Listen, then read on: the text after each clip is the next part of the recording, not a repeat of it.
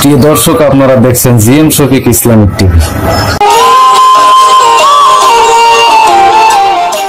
প্রিয় দর্শক, এখন আপনারা দেখবেন জিএম শফিকের স্বরচিত একটি গদ্য কবিতা আবৃত্তি। কবিতার নাম ধারাবাহিক স্বপ্ন। প্রথম যেদিন তোমার ওই চাঁদ মুখখানা দেখেছিলাম হাজার লোকের ভিড়ে, আমি অবাক হয়েছিলাম দেখে। তোমার বাঁশির মতো নাক, কমলার কোয়ার মতো ঠোঁট, ডাগর ডাগর হরিণীর চোখ, দীঘল কালো আওলা কেশ, ঠিক যেন পরীর মতো।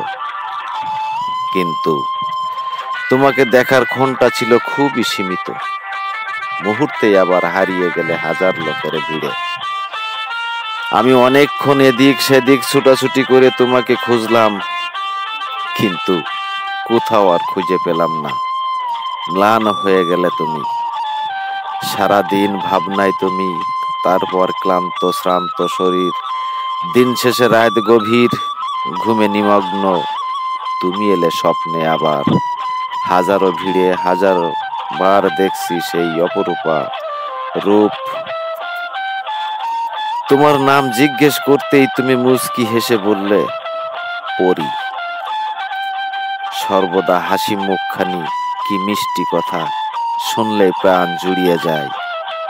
চলো পরি, একটু ওদিকে গিয়ে বসি, ওইদিকে খোলামেলা মানুষটার ভিড় কম।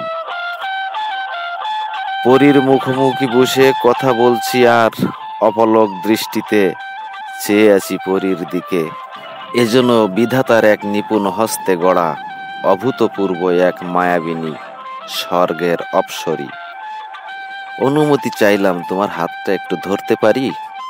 কেন না, এই তো ধরুন। হাতটা ধরতেই ঘুম ভেঙে গেল, আবারও ম্লান হয়ে গেল পরি। তারপর থেকে পরি আসে প্রতি রাতে ধারাবাহিক স্বপ্নে। কখনো দেখি শিহরে বসে মাথাটা টিপে দিচ্ছে পরি, কখনো আবার ভালোবেসে চুমু দিচ্ছে আমার কপালে, কখনো নিজ হাতে রান্না করে স্বহস্তে মুখে তুলে খাওয়াইছে আমাকে। ঘুম ভাঙতেই পরি আবারও ম্লান হয়ে যায়।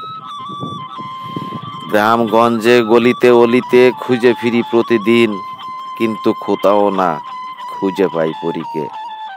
প্রতিদিন স্বপ্নে আসে পরি, কত ভালোবাসা আদান প্রদান করি, ভালোবাসার আবির মেখে কখনো আবার একাকার হয়ে যাই দুজন দুজনে। কি মধুর স্বপ্ন, কিন্তু সেটা শুধুই ভ্রমে, বাস্তবে নয়। তবুও তুমি এসো পরি, প্রতি রাতে ভালোবাসার গোলাপ কলি হয়ে তুমি এসো। তোমাকে সাজিয়ে রাখবো হৃদয়ের ফুলদানিতে সযত্নে, অতি আদরে, অতি আদরে।